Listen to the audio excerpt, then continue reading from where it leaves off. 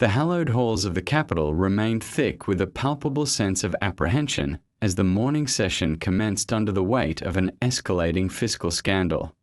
It was not merely a question of budgetary allocation, but a fundamental inquiry into the integrity of the nation's highest executive transport protocols.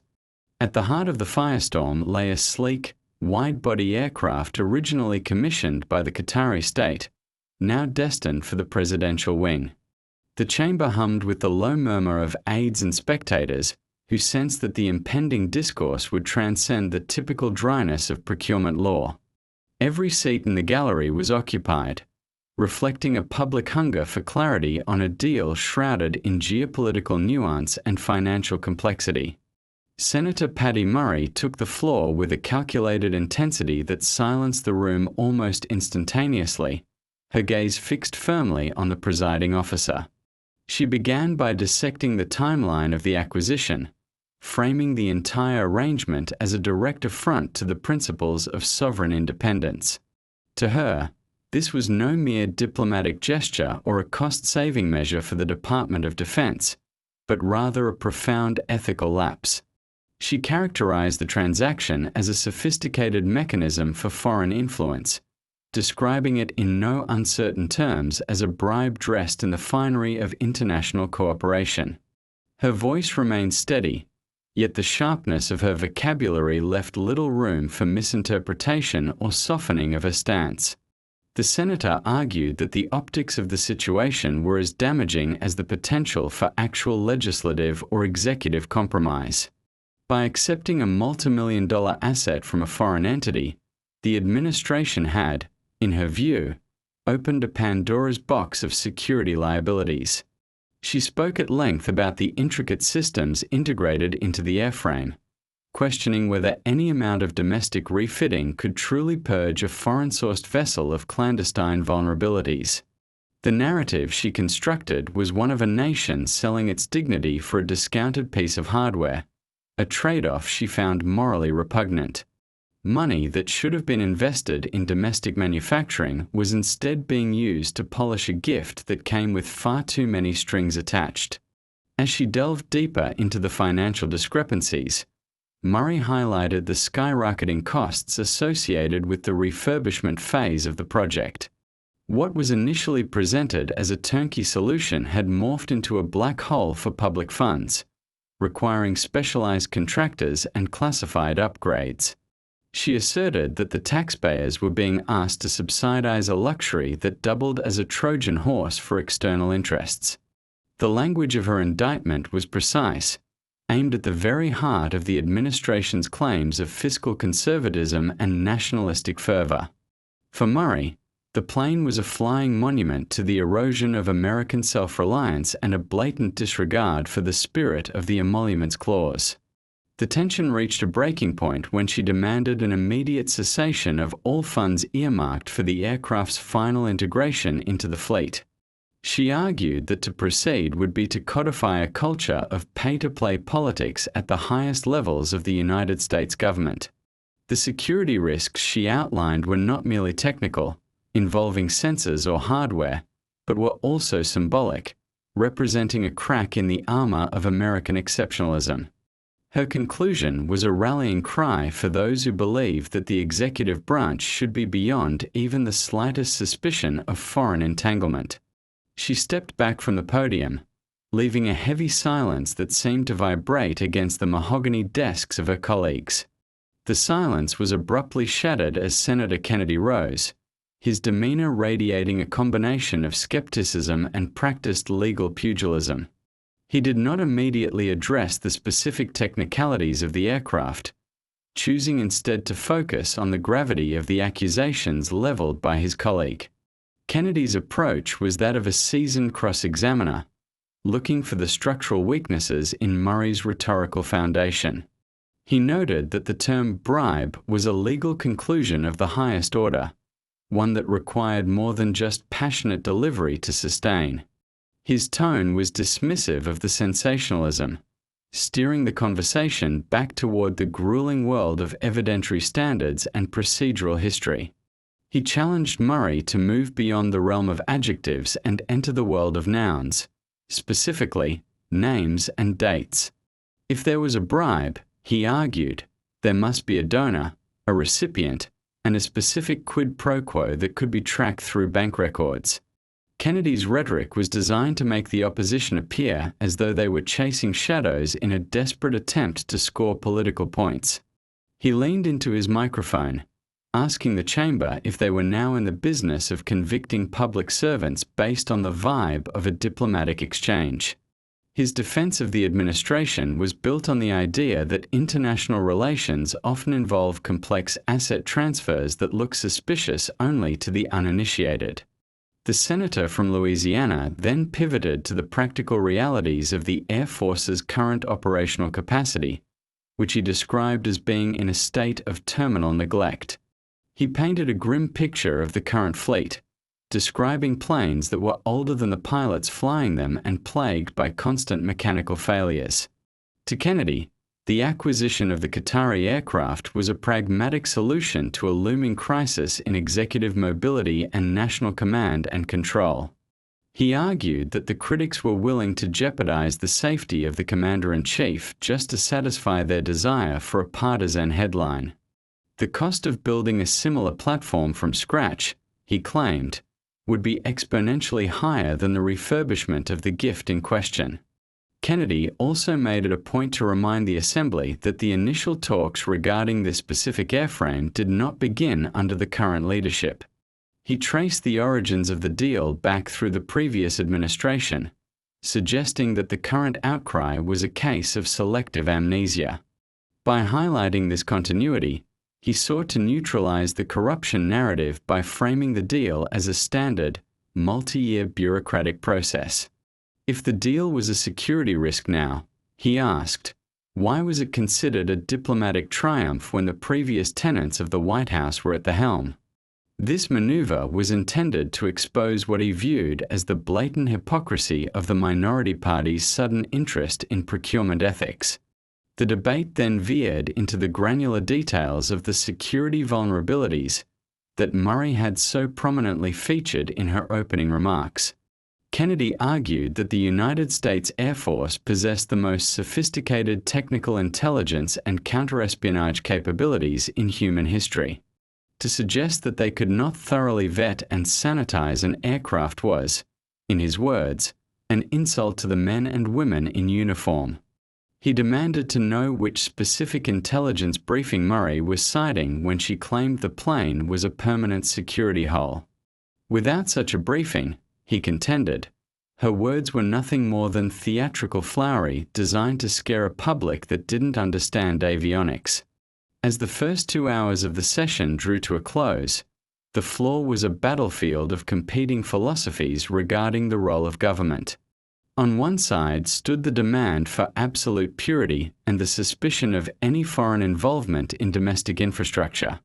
On the other stood the cold, hard logic of military necessity and the messy reality of global diplomacy.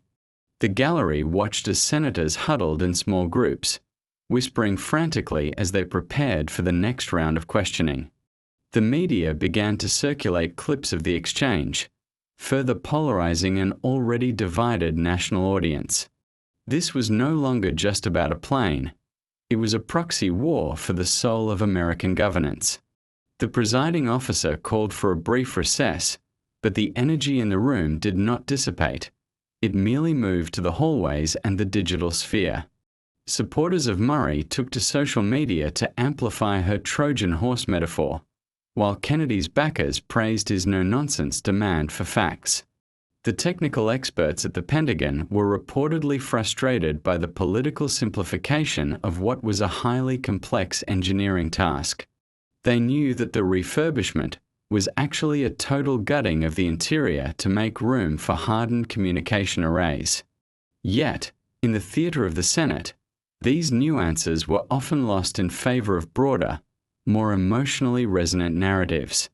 When the session resumed, the focus shifted toward the specific line items in the budget that covered the mysterious ancillary costs of the aircraft. These costs had become a flashpoint for those who felt the government was hiding the true price tag of the deal.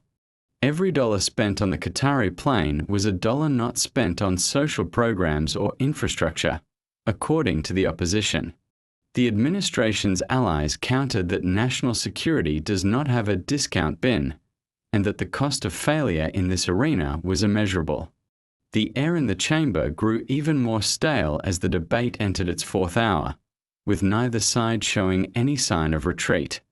The logistical journey of the aircraft from Doha to the modification facility in the United States became a point of intense scrutiny. Critics demanded to see the flight logs and the list of personnel who had access to the plane during its transition period. They were looking for any gap in the chain of custody that could serve as a hook for their narrative of foreign infiltration. The defense maintained that the chain of custody was unbroken and classified, a phrase that only served to inflame the suspicions of the skeptics. It was a classic stalemate of oversight versus executive privilege, played out on a stage of global significance. Throughout this ordeal, the underlying theme remained the clash between partisan rhetoric and the cold requirement for factual accountability. The public was left to navigate a sea of conflicting information, where truth often depended on which side of the aisle one happened to sit. The transcript of these proceedings serves as a permanent record of this dysfunction, capturing a moment where trust in institutions was at an all-time low. Each speech, each rebuttal, and each point of order was a brick in the wall of a divided nation. The aircraft, intended to be a tool of diplomacy and power, had instead become a lightning rod for the deepest anxieties of the American people. As the sun began to set over the Capitol dome, the debate showed no signs of concluding, with a long list of senators still waiting to speak. The Qatari affair, as it was beginning to be called in the press, had taken on a life of its own, far exceeding the importance of a single piece of hardware. It was a test of the legislative branch's ability to provide meaningful oversight in an era of extreme polarization. Could they actually get to the bottom of the financial trail, or was this all just a performative exercise for the cameras? The answers remained elusive, hidden behind layers of classification and the fog of political war. The afternoon session ended with a motion to subpoena the full unredacted contracts between the Department of Defense and the primary contractors. This move was seen as a victory for those seeking transparency, but it was immediately met with a vow of resistance from the executive branch.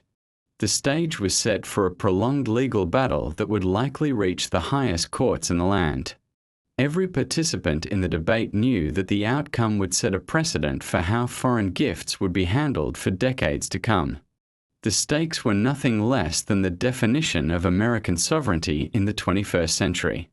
Ultimately, the first day of the debate proved that the aircraft was merely a symptom of a much larger systemic illness. The lack of consensus on basic facts and the immediate leap to accusations of treason or incompetence revealed a broken legislative process.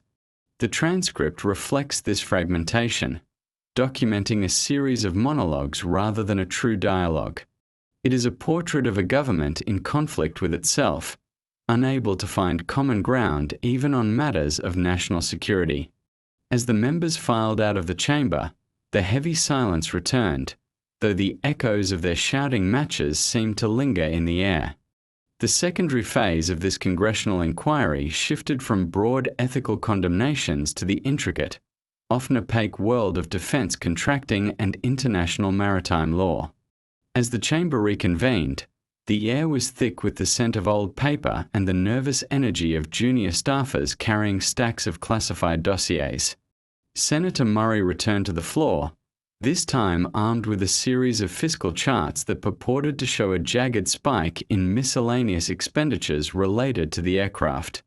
She argued that the sheer volume of these unexplained costs suggested a coordinated effort to bury the true nature of the Qatari deal. Every line item, she contended, was a potential hiding place for the kind of kickbacks that erode the foundations of public trust. The debate grew increasingly technical as Murray's team highlighted specific avionics suites that had been replaced during the initial phase of the refit. She questioned why a relatively new aircraft would require such an extensive overhaul if the intention was truly to save the American taxpayer money.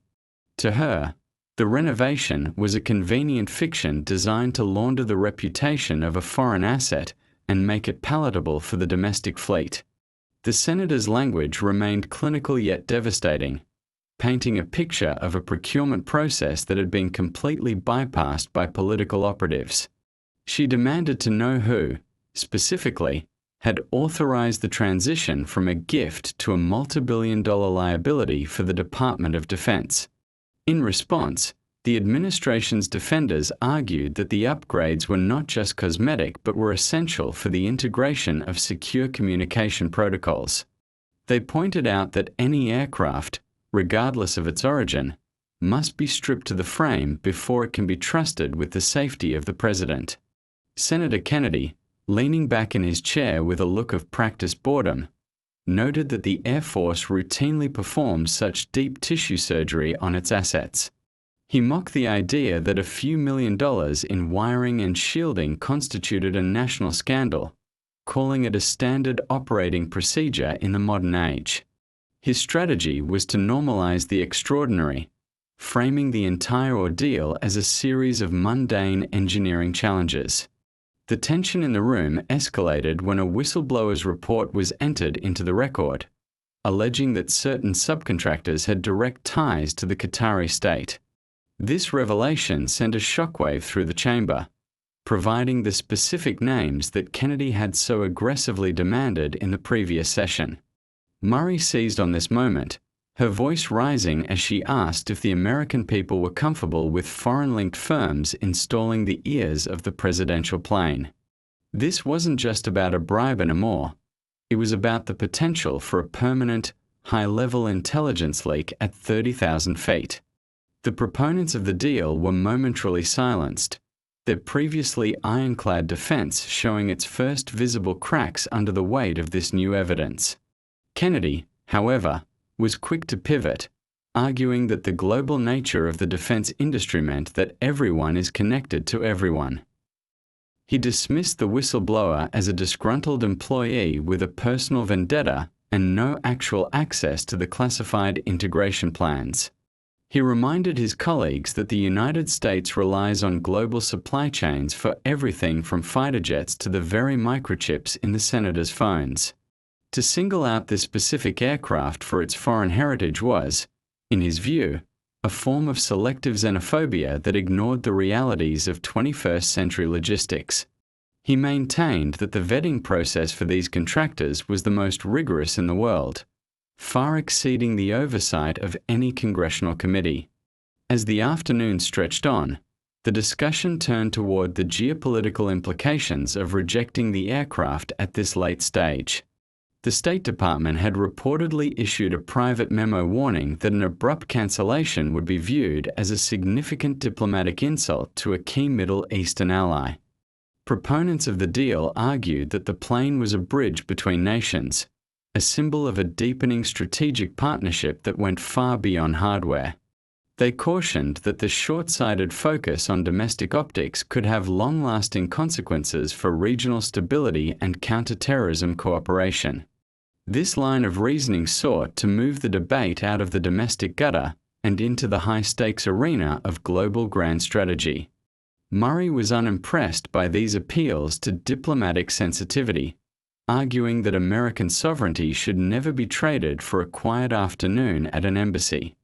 She countered that if a partnership is based on the acceptance of a luxury jet, then the foundation of that alliance is inherently unstable. She spoke about the history of gift-giving in international relations, noting how it has often been used as a tool for the gradual subversion of weaker or more desperate states. The senator from Washington was positioning herself as the defender of the old ways, where the American executive stood entirely apart from the influence of foreign monarchs. Her rhetoric was designed to appeal to a sense of national pride that she felt was being auctioned off to the highest bidder. The Financial Oversight Committee then presented a report detailing the opportunity costs of the Qatari acquisition, sparking a new round of shouting. If the government had not accepted this gift, the report suggested, they could have funded the development of a fully domestic, next-generation transport platform. This platform would have created thousands of high-paying manufacturing jobs in states like Ohio and Washington, rather than enriching foreign-linked contractors. The Buy American sentiment was a powerful tool in Murray's arsenal, and she used it to great effect, framing the deal as a betrayal of the American worker. The economic argument added a populist layer to the already volatile mix of security and ethics that dominated the day's proceedings. In a sharp rebuttal, Kennedy pointed out that the domestic alternatives were years behind schedule and billions of dollars over their original estimates. He argued that the Qatari plane was a bird in the hand, a functional solution that met an immediate and desperate need for the Air Force. To wait for a domestic platform would mean keeping the president in aging, unreliable aircraft for another decade, a risk he found unacceptable. He challenged his colleagues to explain to the public why they preferred to spend more money on a phantom plane that didn't exist yet. His defense was rooted in a brutalist pragmatism, emphasizing the now over the idealistic future that the opposition was selling. The debate then entered a period of relative calm as the legislative analysts began a line-by-line review of the procurement contracts. This part of the transcript is filled with the dry, technical jargon of fixed-price incentives and cost-plus award fee structures. Yet, even in this wasteland of bureaucratic terminology, the underlying conflict remained visible in the way different senators interpreted the same numbers. What one side saw as a reasonable overhead, the other side saw as a slush fund for illicit payments and political favors. The lack of a shared language for fiscal reality made it clear that the two sides were living in entirely different political universes. As the second segment of the session drew to a close, the focus shifted to the role of the president himself in the negotiations. Questions were raised about private conversations that may have taken place outside of the official State Department channels. The opposition demanded a full accounting of all communications between the executive mansion and the Qatari leadership regarding the aircraft. This was a direct move toward a potential constitutional crisis, as the administration had already signaled its intent to cite executive privilege. The mere mention of subpoenas for the president's personal records turned the temperature in the room from a simmer to a rolling boil. Kennedy warned that this was a dangerous path that would lead to the permanent crippling of the executive branch's ability to conduct foreign policy. He argued that if every diplomatic exchange was subject to the microscopic scrutiny of a partisan committee, no world leader would ever speak to an American president again. The chilling effect on international relations was, in his view, a much greater threat than a single refurbished airplane. He accused the minority party of trying to criminalize diplomacy in a desperate attempt to regain the legislative initiative. His defense of the unitary executive was a cornerstone of the administration's legal strategy in the face of the mounting evidence. The session ended with a series of parliamentary maneuvers designed to delay the final vote on the funding package. Both sides were digging in for a long war of attrition, with the aircraft serving as the primary theater of operations. The media coverage had become a feedback loop, with each side's talking points being amplified by their respective ideological ecosystems. In the hallways, lobbyists for the defense contractors were seen huddled with senior committee members, their presence a silent reminder of the vast sums of money at stake. The Qatari affair had become a black hole, pulling in every major political issue from trade policy to national identity. The transcript records a final exchange between Murray and Kennedy that summarized the day's exhaustion and the deepening divide. Murray asked if there was any price too high for the soul of the country, to which Kennedy replied that the soul doesn't pay the bills. This cynical back and forth was a fitting end to a day where the pursuit of truth was often buried under the weight of political positioning. The public was left with more questions than answers, and the aircraft remained a gleaming, controversial mystery on a tarmac somewhere in the desert. The next segment of the debate promised to be even more contentious as the focus moved toward the classified intelligence assessments. As the members of Congress departed, the staff began the grim task of preparing for the following day's hearings, which were expected to go late into the night. The gift from Qatar had become the most expensive free item in the history of the United States government. Each senator knew that their vote on this issue would be a defining moment in their career, a choice between party loyalty and a nebulous concept of the national interest. The aircraft sat at the center of this storm, a silent witness to the fraying of the American social contract. The battle for the executive fleet was only just beginning, and the casualties were already mounting in the form of ruined reputations and lost trust. The third phase of the proceedings transitioned into the shadowy realm of classified intelligence and the specific technical architecture of the aircraft's defensive systems. The chamber was cleared of all non-essential personnel for a brief period, yet the subsequent public testimony remained charged with the residue of those secret revelations. Senator Murray returned to the podium, her tone hushed but urgent, as she addressed the theoretical backdoors that could exist within the plane's original Qatari specified wiring. She argued that no amount of American intervention could fully guarantee that the core digital nervous system of the vessel was not compromised at its inception. To her, the very blueprints of the aircraft were a roadmap for future adversaries to track, listen, and potentially disable the Commander-in-Chief's primary mode of transport.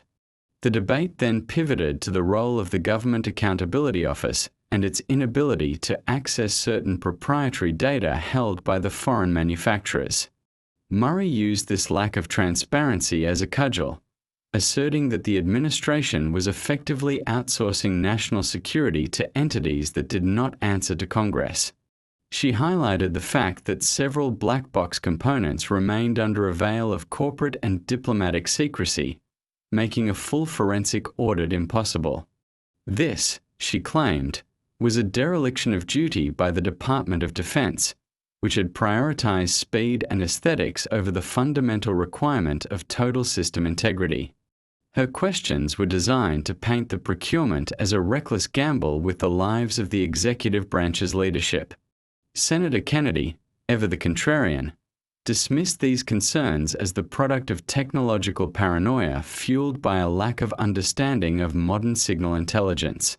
He argued that the United States has long operated captured or foreign-made technology for the purpose of reverse engineering and secure integration.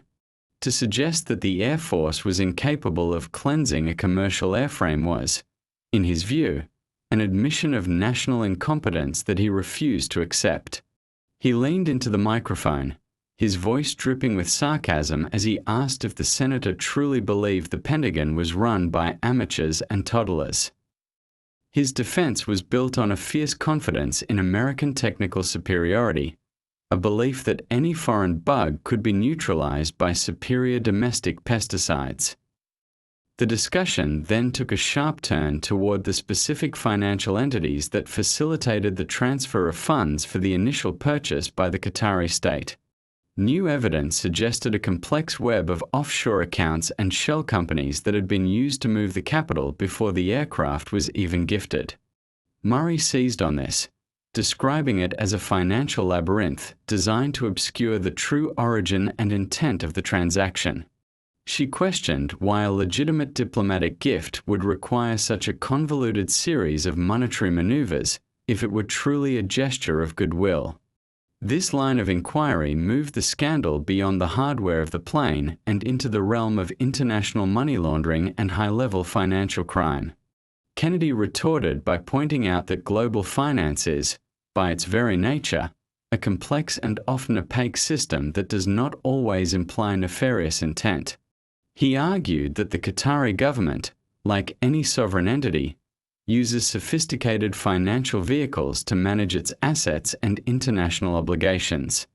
To characterize standard sovereign wealth fund activity as laundering was, he claimed, an inflammatory and irresponsible use of the Senate's time. He challenged Murray to provide a single instance of a smoking gun that linked these accounts to an actual bribe of a specific American official. Without a direct link, he maintained that the opposition was simply throwing mud at a wall and hoping some of it would stick for the evening news cycle. The focus then shifted to the soft power implications of the deal, with proponents arguing that the aircraft served as a mobile embassy of American influence. They suggested that by taking a foreign-sourced vessel and transforming it into the pinnacle of American power, the United States was demonstrating its ability to co-opt and refine global technology. This rebranding of the aircraft was seen by some as a masterclass in psychological warfare and diplomatic dominance. It sent a message, they argued, that the American eagle could nest anywhere it chose, even in a nest built by another power. This perspective sought to frame the controversy as a triumph of American ingenuity rather than a symptom of corruption. Murray was quick to dismantle this narrative, calling it a fanciful justification for a fundamental betrayal. She argued that the President of the United States should not be a billboard for a foreign monarchy, regardless of how much American technology was stuffed inside the cabin. The symbolism of the aircraft, she contended, was one of dependence and vulnerability, not strength and dominance. She spoke about the optics of the plane landing on foreign soil, where the host nation would know that the American leader was traveling in a hammer-down from a regional neighbor. For Murray, the psychological impact of this arrangement was a net negative for American prestige on the global stage. The debate then delved into the specifics of the refurbishment labor force, with reports surfacing that some workers at the modification facility were foreign nationals. This sparked a heated exchange about the security clearances required for such a sensitive project and whether those standards had been lowered to meet a deadline. Murray demanded a full audit of every individual who had set foot on the aircraft since it arrived in the United States. She suggested that the insider threat was just as dangerous as any electronic backdoor, and that the administration had been negligent in its vetting process. The possibility of a mole placing a physical tap on the aircraft's communication lines became a central theme of the afternoon's testimony.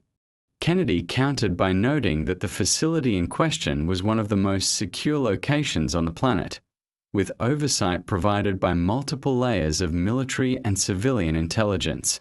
He accused the opposition of fear-mongering and impugning the character of the hard-working Americans who were performing the upgrades. The foreign nationals involved, he claimed, were highly specialized experts from allied nations whose skills were essential for the specific airframe systems. He argued that isolationism in the defense industry was a recipe for obsolescence and that American security relied on the best minds in the world, regardless of their passport.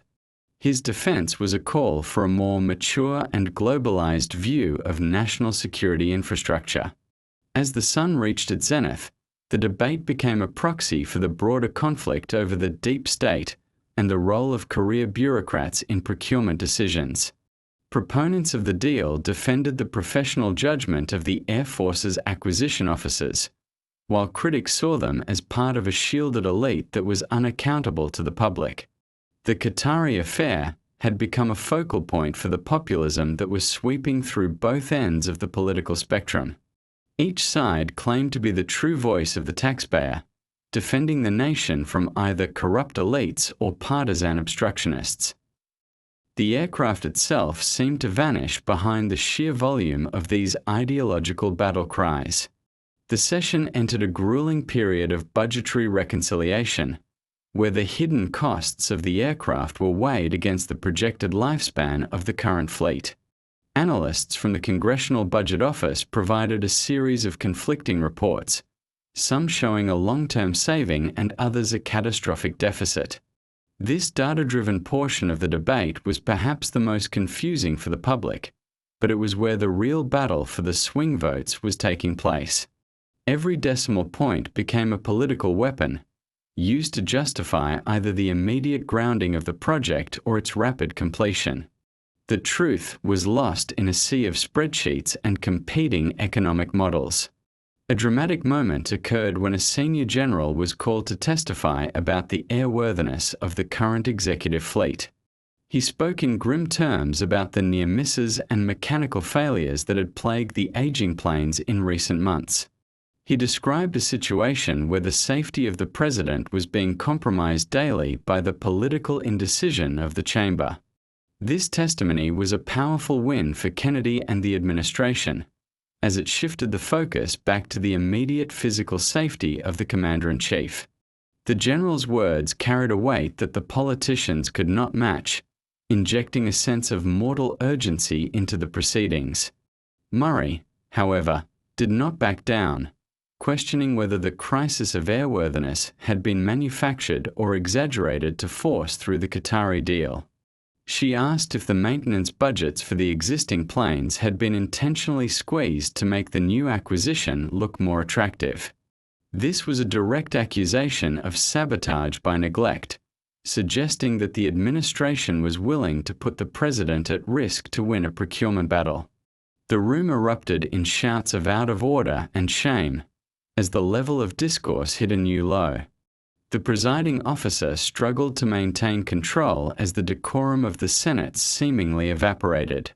The third segment of the transcript concludes with a motion to go into an extraordinary executive session, a rare move that indicated the severity of the rift. The aircraft had become more than just a piece of hardware. It was a mirror reflecting the deepest divisions in the American body politic.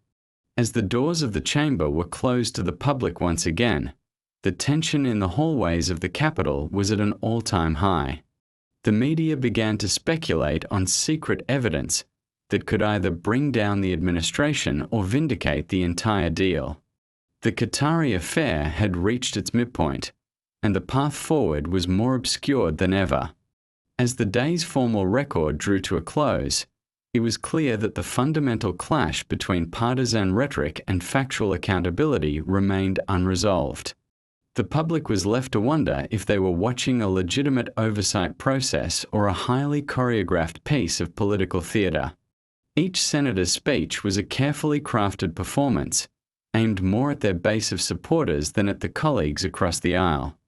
The aircraft, still sitting in a hangar under heavy guard, remained the silent centre of this storm.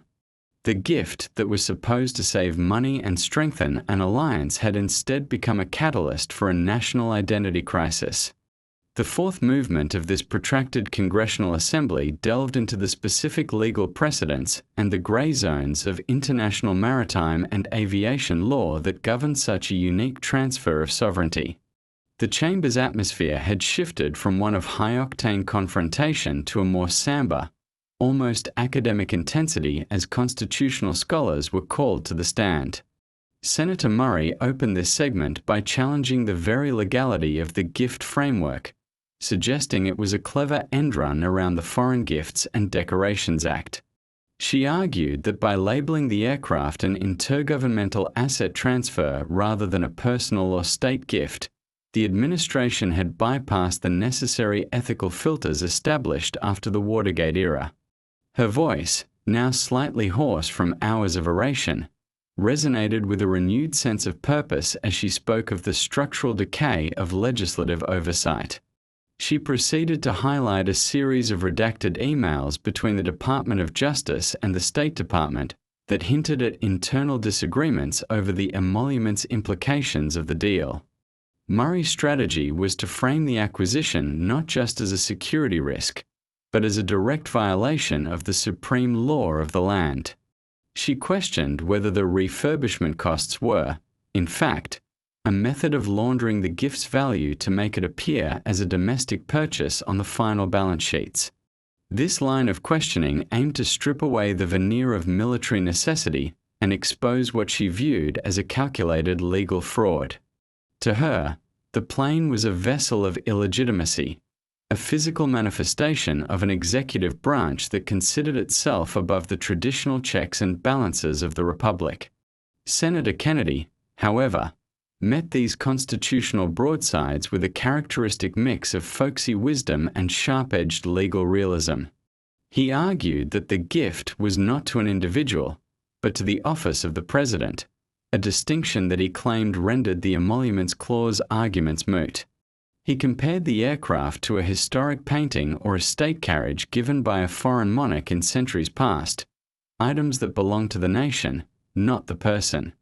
To Kennedy, the opposition was engaging in a lawfare campaign, trying to weaponize the Constitution to prevent a routine upgrade of national security hardware.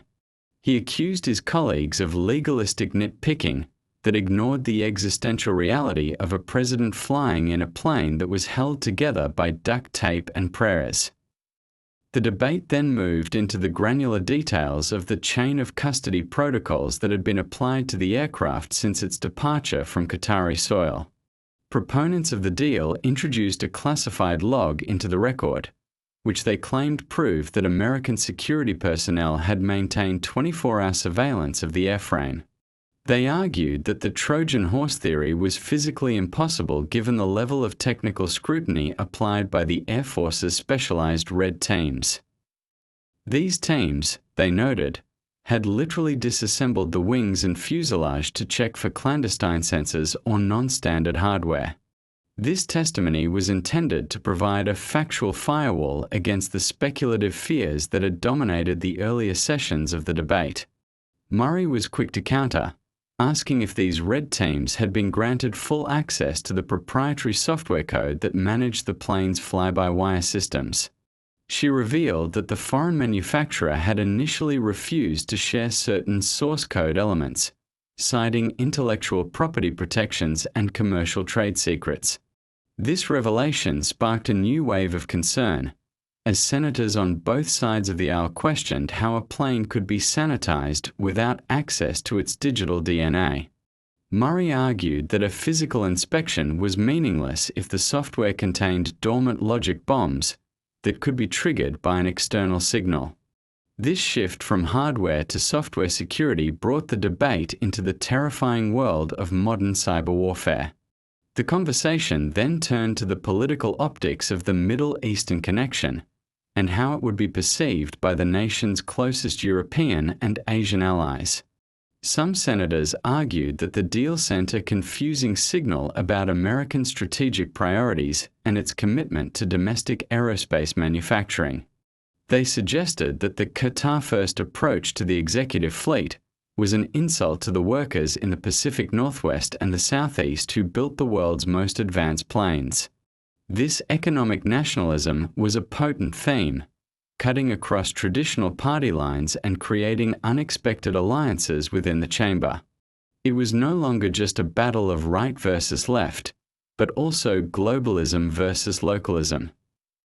Kennedy responded by pointing out the strategic irony of the opposition stance, noting that many of the same senators had approved the sale of advanced American fighter jets to Qatar just years prior.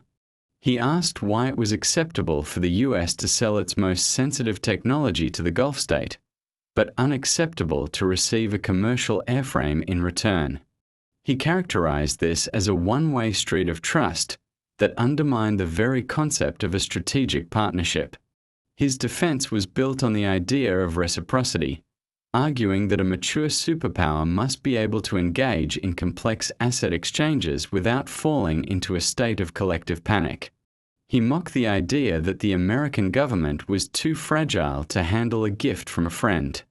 The tension reached a new peak when the discussion shifted to the ancillary benefits that the Qatari government might expect in exchange for their generosity. Critics demanded to know if there were any side letters or unspoken understandings regarding regional basing rights or liquefied natural gas contracts.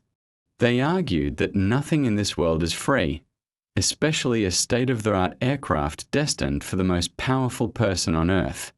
This line of inquiry sought to connect the dots between the aircraft and the broader, often murky, world of international energy politics.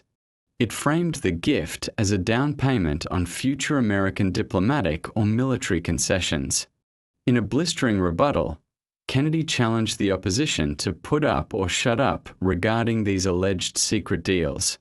He argued that the lack of evidence for a quid pro quo was proof that the deal was exactly what it appeared to be, a pragmatic solution to a procurement gap.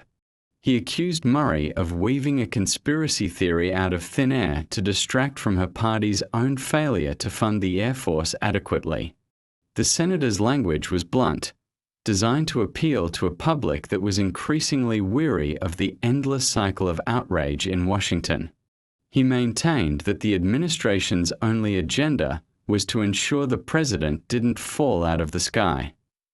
As the afternoon session of the fourth day wound down, the committee began to review the specific end-use monitoring agreements that would govern the aircraft's operation. These agreements were supposed to ensure that the plane would never be used for anything other than its designated executive transport role.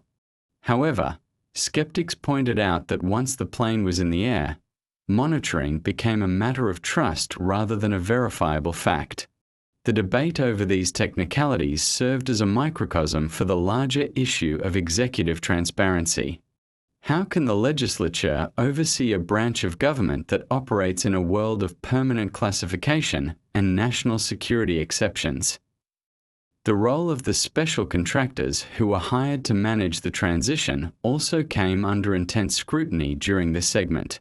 It was revealed that several of these firms had former high-ranking military officers on their boards, raising questions about the revolving door of the military-industrial complex. Murray used this information to suggest that the deal was a self-licking ice cream cone designed to enrich a small circle of well-connected insiders. She argued that the expertise being sold to the government was actually just influence dressed up in a suit and tie. This populist attack resonated with a public that was increasingly skeptical of the expert class and their role in government decision-making. Kennedy, unfazed, argued that the government couldn't tie its own shoes without the help of the private sector and the wisdom of retired officers. He noted that the complexity of modern aviation required a level of specialization that the civil service simply did not possess. To exclude these experts because of their past service would be, in his view, a waste of human capital that the nation could ill afford. He framed the use of contractors as an efficiency measure that saved the taxpayer money and ensured the highest quality of work.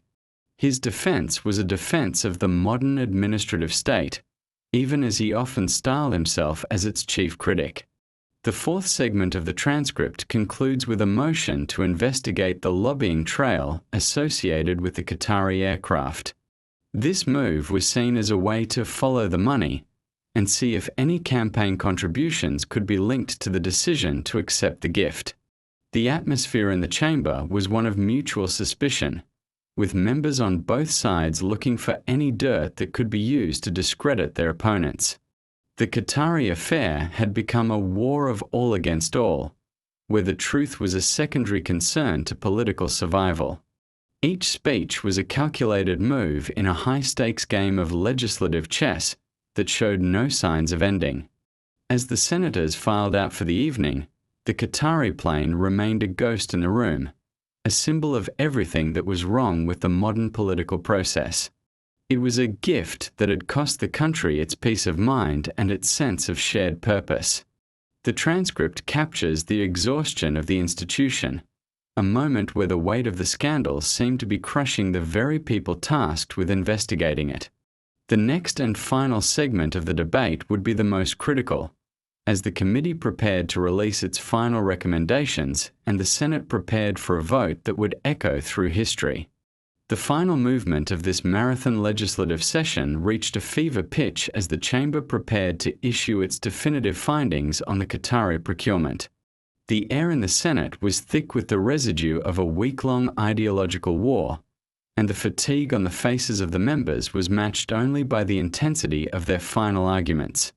Senator Murray stood for her closing statement, framing the entire saga as a cautionary tale of institutional vulnerability in a globalized age. She argued that the Qatari affair had exposed a massive blind spot in the American constitutional framework, where the allure of a free asset could blind the executive to the long-term costs of sovereignty. Her voice was somber, carrying the weight of a historian as much as a legislator, as she warned that this precedent would haunt the nation for generations. She emphasized that the true cost of the aircraft was not found in the refitting bills or the maintenance logs, but in the erosion of the public's belief in a disinterested government. Murray asserted that every time the president stepped onto that plane, the world would see a leader whose mobility was a gift from a foreign power. She called for a total overhaul of the Foreign Gifts and Decorations Act to ensure that no such transactional diplomacy could ever occur again. The senator's final plea was for a return to a radical transparency, where the convenience of the executive was always secondary to the oversight of the people's representatives. Her conclusion was met with a heavy, contemplative silence that seemed to acknowledge the gravity of the ethical cliff the nation had approached. Senator Kennedy, rising for the final rebuttal, remained undeterred and characteristically defiant in his defense of the administration's pragmatism.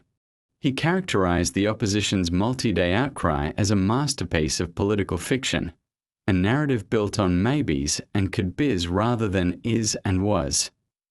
He argued that at the end of the day, the Air Force would possess a world-class asset that saved the taxpayer billions of dollars compared to a new build. To Kennedy, the scandal was not the plane itself, but the partisan paralysis that attempted to ground it for the sake of a campaign commercial.